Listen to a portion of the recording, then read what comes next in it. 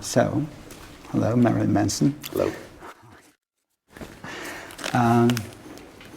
You're well known as a musician, and as far as I know, you started painting very early, parallel to the other career. So what does connect the musician with the painter, with the visual artist, and where do you see significant differences? I think there's always been, when I look back at the records that I've made in the past, they've always been in my mind sort of movies or story, like visual. And I've tried very hard to, and lyrically, I think when I look back at my old lyrics, they were very visual. Like you would see in a script, like Alfred Hitchcock's script, because Alfred Hitchcock wrote these very visual scripts and the dialogue was very minimum. And when I started painting, I started to learn maybe more how to make music differently. So it complemented each other to me personally as expression. But I think that I've tried to separate the two for quite some time because I wanted to earn the respect as an artist. Simply as an artist, I didn't want it to be related to people knowing me as Marilyn Manson. And I think this exhibition marks a very important part of my art career for me. It's very important to me. I think this is the most relevant exhibit in my career as an artist. And it also, that inspires me because I'm making a new record and I want to now cross those two boundaries where it's no longer separate, not self-conscious of keeping them apart. I was very self-conscious of combining them because I didn't want it to seem like a hobby. Right, but there is, for me, there is an essential issue you're dealing with, a kind of theme which is based on, in a way, the story of evil. There is terror, there is pain, there is fear. And when I saw your work, I got the feeling this is a significant part of that history of evil. And so what does interest you about that side, that aspect of life, which is important for us all? Well, I mean, if you look at, fairy tales or, cartoons or children's stories of the Bible or any work of fiction, for me, the villain has always been the more appealing character, with the more human qualities, the more the character that I could be related to far easier than the hero, which is almost unattainable, and it's unrealistic, and it's also I think very hypocritical, the hero in most stories, and I think that's why anyone who is an artist always will identify with what the status quo would identify as negative. Negative is always relative to whose opinion it is. Good and evil is, the two words. It's part of man. Man has both, and if you don't have both, then you're not a complete soul. So I think that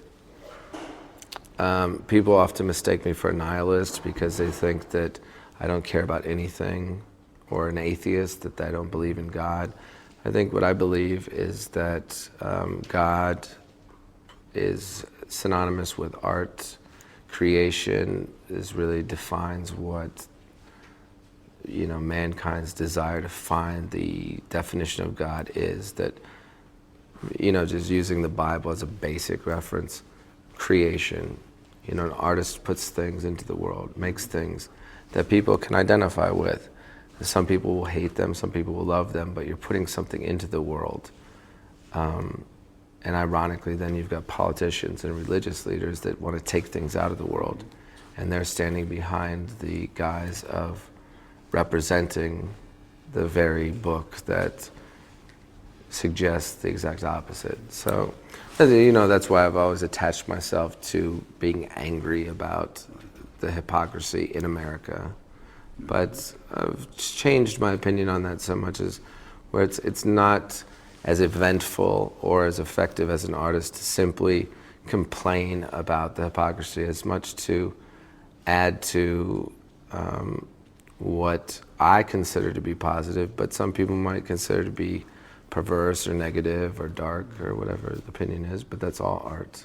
Well, this bipolarity between good and evil, in a way, dark and light, and moral and immorality, is also reflected in your name, like Marilyn Manson. So Absolutely. Marilyn Monroe is like the dream, the American dream, especially, maybe not only for you in America, but also for the Europeans, which failed in the end, and Manson is the nightmare. Right. So was that a reason also why you kind of connected those two names? That's definitely why I attached the two together. And also, growing up in America, people referred to Marilyn Monroe as simply Marilyn. So and Manson was simply Manson. So it had a lot of different reasons. It was a magic word when I put them together, like abracadabra. But also, I think it becomes very strange when you say the bipolarness of it. Of course, that's a psychiatric term in America that I've probably had applied to me more than once. But I think that I have a very strong opinion about psychiatry. Someone asked me about that earlier today. Psychology is one thing, understanding the human mind, but psychiatry, which some people might credit Vienna for, spawning with Freud, but I think that to try and diagnose the mind of an artist could essentially destroy it, because without the angels and demons that exist in your head, you can't be an artist. So I think there is that element that as an artist you're always going to be tortured, essentially, that's what people see it as, but I've come to not feel tortured as an artist. I feel I'm accustomed to it. I try to just make the good feelings more than the bad feelings.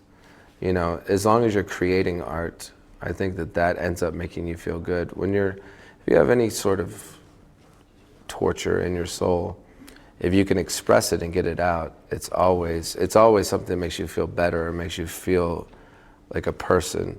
It's when you can't, and there's been times when I couldn't actually make a song, or I couldn't make a painting. That's the times when I felt tortured only, So when people think that I'm tortured, when I'm making art, I don't feel tortured at all. I feel very satisfied.